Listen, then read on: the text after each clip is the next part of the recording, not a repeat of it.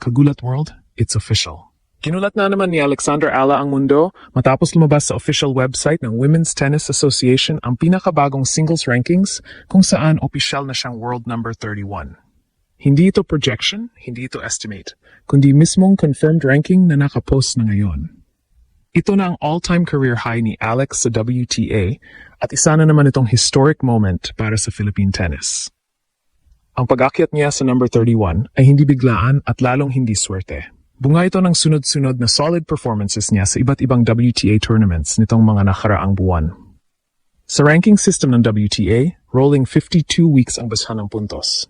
Kaya, kailangan consist ka sa iba't ibang events para tuloy-tuloy ang pag-angat. Ibig sabihin, hindi sapat ang isang breakout tournament lang. Kailangan may sustain, may follow-up results, at may steady improvement. At yun mismo ang ipinakita ni Alex sa tour. Mas naging composed siya sa big points, mas controlled ang baseline rallies, at mas confident sa pagharap sa higher-ranked opponents. Habang tumataas ang level ng competition, mas lalo rin siyang nag-level up.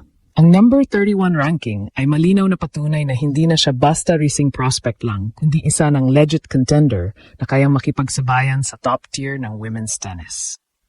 Kapag nasa ganitong ranking ka na, mas madalas na automatic main draw entry ka sa malalaking tournaments at mas gumaganda ang positioning mo sa draw. Para sa Pilipinas, napakalaking bagay nito. Hindi lang ito personal milestone ni Alex, kundi simbolo ito ng kung gaano kalayo ng narating ng Filipino tennis sa world stage. World number 31 na si Alexandra Ayala, at sa trajectory na ipinapakita niya ngayon, malinaw na hindi pa ito ang limitasyon niya. Ang tanong ngayon, gaano pa kataas ang kaya niyang abutin sa mga susunod na buwan? It's official.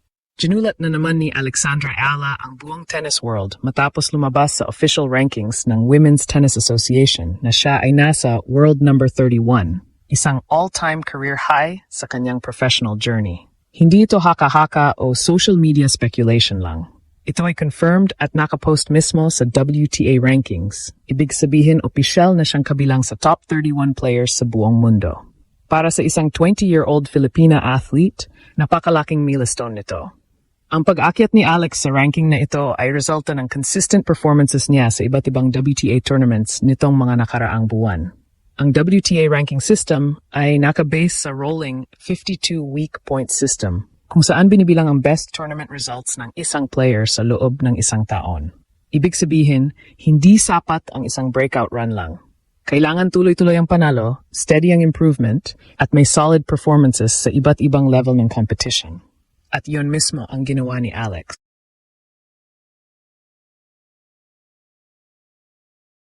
Habang tumataas ang kalidad ng kalaban, mas lalong lumalabas ang maturity niya sa court.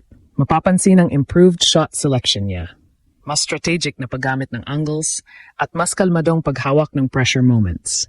Hindi na siya basta umaasa sa raw talent. Makikita ang tactical awareness at composure na karaniwan mong nakikita sa mas experienced na players. Ang ganitong klaseng development ang nagbibigay ng consistent ranking points. At iyon ang nagtulak sa kanya papuntang number 31. Malaking bagay din ang ranking na ito pagdating sa tournament positioning. Kapag nasa ganitong level ka na, mas mataas ang chance na automatic main draw entry ka sa malalaking tournaments. Ibig sabihin, mas kaunti ang pressure sa qualifiers at mas maganda ang seeding potential sa ilang events. Bukod dun, mas nagiging visible ka sa global tennis audience. Ang pagiging world number 31 ay hindi lang numero. Simbolo ito na isa ka na sa mga regular contenders sa tour. Para sa Philippine sports, napaka-historic na moment na ito. Ilang dekada nang naghihintay ang bansa ng isang tennis player na kayang umabot sa ganitong level sa singles rankings. Ngayon, hawak na ni Alexandra Ayala ang milestone na ito.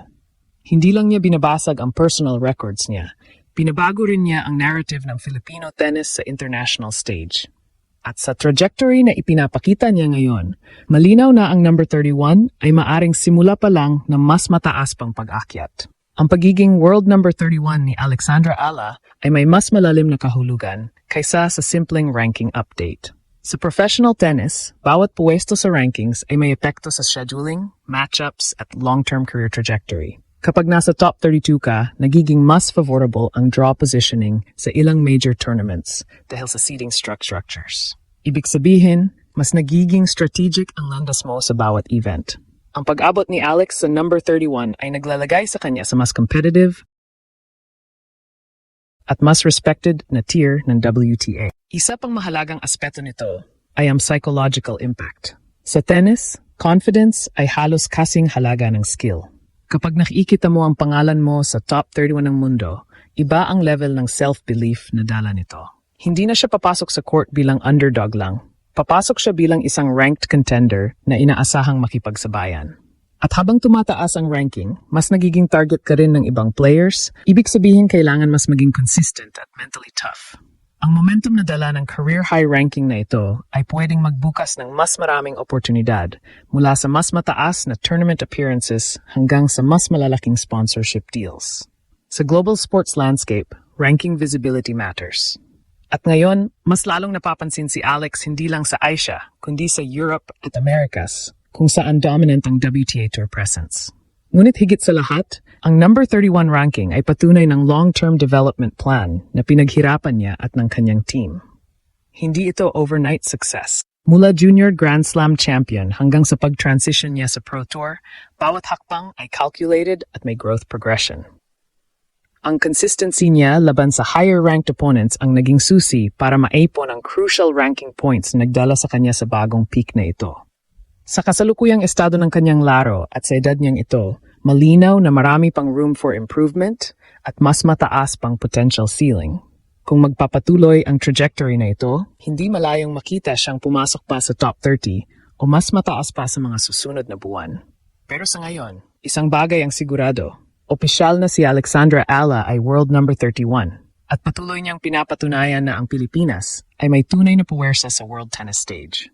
Sa kabuuan, ang pag-akyat ni Alexandra Ala sa world number 31 sa official rankings ng Women's Tennis Association ay hindi lang simpleng career update. Isa itong malinaw na deklarasyon na dumating na siya sa elite level ng women's tennis. Ang ranking na ito ay bunga ng consistency, maturity, at mental toughness na ipinakita niya sa loob ng court sa nakaraang mga buwan. Hindi ito one-hit wonder moment, kundi resulta ng tuloy-tuloy na pag-improve at pakikipagsabayan niya sa mas mataas na antas ng kompetisyon. Mas mahalaga pa rito, pinabago ni Alex ang pananaw sa Filipino tennis sa international stage. Ang pagiging world number 31 ay simbolo na kayang makipagsabayan ng isang Pilipina sa pinakamahusay sa mundo. Sa edad niyang ito, malinaw na hindi pa ito ang rurok ng kanyang kakayahan. Habang dala niya ang momentum at kumpiyansa mula sa career high na ito, mas lalong lumalakas ang posibilidad na mas mataas pang ranking ang maabot niya sa mga susunod na buwan. Ngayon, hindi na tanong kung kaya niya. Ang tanong na lang ay gaano pa siya kataas, aangat,